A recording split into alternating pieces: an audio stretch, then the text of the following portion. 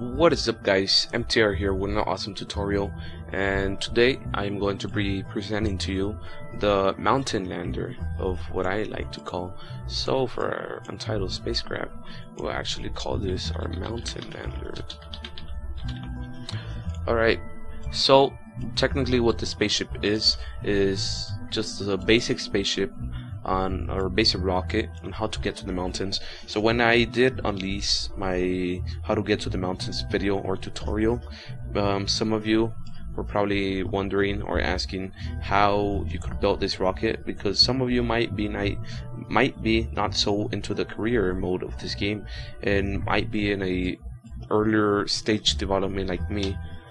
Alright, so as you can see, I really don't have that much things unlocked yet. I have 2 pods, 2 fuel tanks, a few engines, 5 engines, and aerodynamics. And 1 decoupler. I really don't have that much stuff unlocked, as you could say. So yes, that is basically what I have unlocked. So if you have the same things, you could just follow this easy guide and follow through. So the first thing I'll do, I destroy the whole rocket and we start from the beginning. So for your pod, you want the MK1 command pod. This is the first pod you have when you start in the game. I am not picking the MK1 cockpit because that is more for our you could say planes and stuff like that.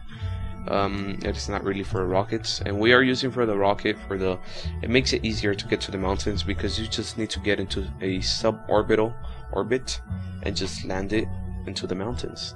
So you start off with your cockpit, you move on to your fuel tanks. You want to have the FLT 2000 fuel tank. It does work with your FLT 100. Oh, my bad, it was 200 fuel tank. It does work with your FLT 100 fuel tank, but I like using your other fuel tanks because these, of course, take less pieces. I am not sure if the pieces will be an issue here, but you want to put 5 of those, and you finish it off with an FLT 100 fuel tank. You'll see why later on in the video. You move on to your Reliant liquid fuel engine, your LVT30 liquid engine. This is also one basic engine you start with in the game. You put your decoupler. It is your normal decoupler you start in with the game. As I said before, your TR18A decoupler. You put that below your engine, and then you want to put 3 solid hammer solid fuel boosters, RT10 hammer solid fuel boosters. You put 1 and then you put 2 more as symmetry, that way they are lined up. And basically these are gonna be your boosters, as it is mentioned right there, for your first 5,000 meters around there, and they're gonna give you around 300 meters of speed. So that is just to basically get off the ground and just boost your rocket up into the atmosphere, and then your other pieces would do the rest of the job. Then you want to finish this off with your Communitron, of course, because you want to transfer all that valuable data. You could just recover the vessel, but I like Communitron because for other basic stuff, I mean, when you EVA in space and you know for sure that you are going to crash, but you have some valuable data, you could transfer it before your crash, and maybe you didn't save or nothing, you don't want to restart the whole thing again. So that's why you want to have a Communitron on you, because if you do EVA when you're going into the mountains, you get around 4 signs for that.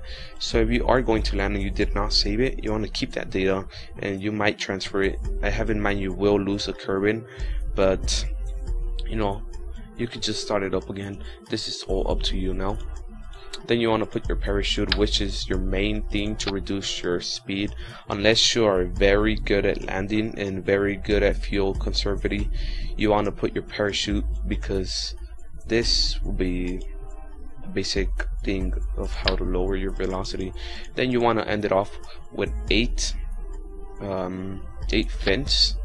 basic fins, and this will give your rocket the stability of course you want to have them below your center of mass, but in this case we have it almost right above it, almost above this little half fuel tank, and that is for the reason that when everything else decouples, all of this decouples, your center of mass goes up significantly.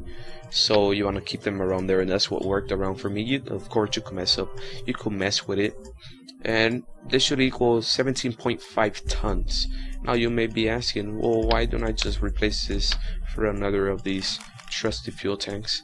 Well, this is for the reason that if you do put one of these fuel tanks, you exceed for around 0.1 of a ton, and you don't want to be overweight, or you can't be overweight, so you just ended up with one of these fuel tanks. If you do put two of these, you ended up being overweight again.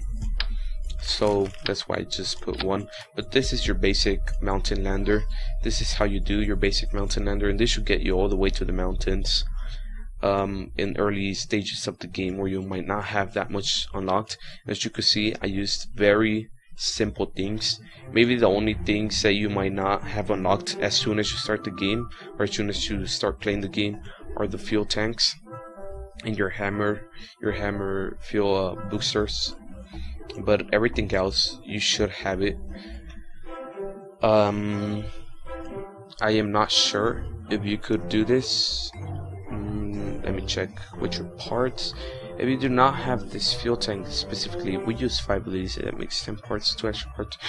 No, you would not be able to do this basic mountain lander if you use these fuel tanks, if you use 10 of them, because you would just exceed your part limit.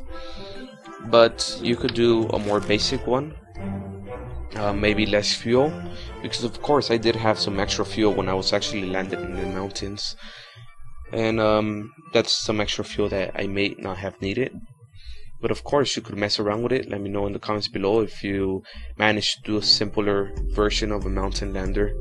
And of course, this has been MTR, and I am out. I'll see you guys in the next awesome video. Bye. Apoapsis, I think it's called.